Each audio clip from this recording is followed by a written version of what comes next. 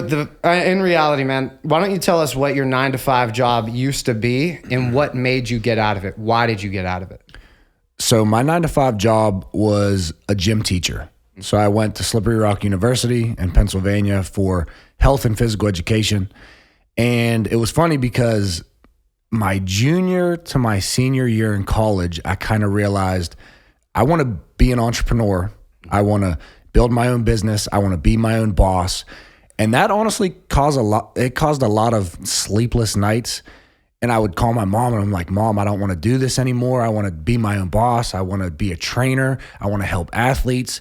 She's like, well, you're already in your senior year. You might as well finish it out. So I finished it out.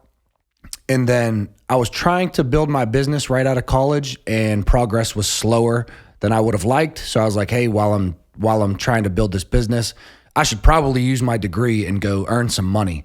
So then I was a gym teacher for 5 years and I loved it. And I always tell people the second best job in the world for me would be a gym teacher. There's nothing wrong with it. It was great. I played capture the flag with the kids, kickball. You know, I was in great shape. I would play every single period with the kids as I was teaching them. But it just wasn't the number one. Like the number one was I want to be my own boss. I'm very independent. I want to work for myself. If I want to work that day, I want to work. If I want to take a day off, I want to take a day off. If I want to sleep until 9, if I want to get up at 4, like I want to control my own life. And I think that was the main thing. I just naturally, that is what I wanted to do. And that is what made me kind of get out of teaching. So I loved teaching, but I just love being my own boss more. That's interesting because the first episode that we did on this podcast is the lost millennial male. And one section of that podcast, we talked about people who might not be doing what they want to do and they want to develop something, a gift that they can give to society, give to the world. And one of the things that we talked about was you don't have to all of a sudden drop everything and pursue that passion. Instead, what you can do is find something that pays the bills and slowly carve away so that your side hustle becomes the main hustle. And that's exactly what you did. I think oftentimes people get overwhelmed with the fact like, I don't want to do this. I don't want to do this. Okay, calm down. Use your free time to actually figure out what it is you want to do and then actually do that. And eventually, just like what happened with you, you were able to shift where you're making your primary income from something that you like to do to something that you loved to do. And I think that's a great, I mean, with a teaching degree and as a teacher, I know that teaching is a thankless job. You work a lot more than people realize, but you do have free time. And you did use that free time to create the business that is flourishing for you. So I think that's a huge first thing that kind of relates all the way back to the founding of this podcast, why we're actually doing this. Can I just say one thing going off of that?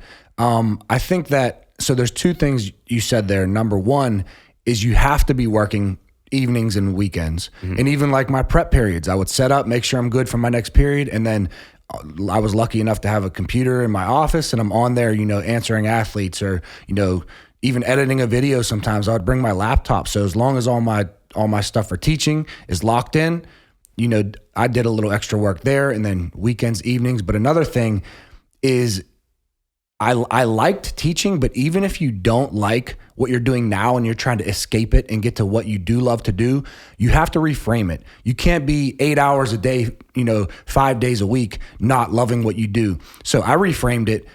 I'm talking to people. I'm teaching kids every single day. So I also do YouTube videos. What is interchangeable here? Well, speaking. I'm essentially speaking and learning how to craft and teach people. I'm teaching people on YouTube how to jump higher and how to, develop their athletic performance. I can work on that while I am teaching. I can build rapport with people. So whatever you are doing right now, your 9 to 5, there is something. Even when I was a lifeguard and I was cleaning toilets, literal feces, I used that as the way you do one thing, no matter how big or small, is the way you do everything. So I'm gonna clean the crap out of this toilet, literally. I'm gonna clean it so good, the best that I can. And if I just do that with everything in my life, it will transfer, and eventually I will build to what I do love to do and what I want to do.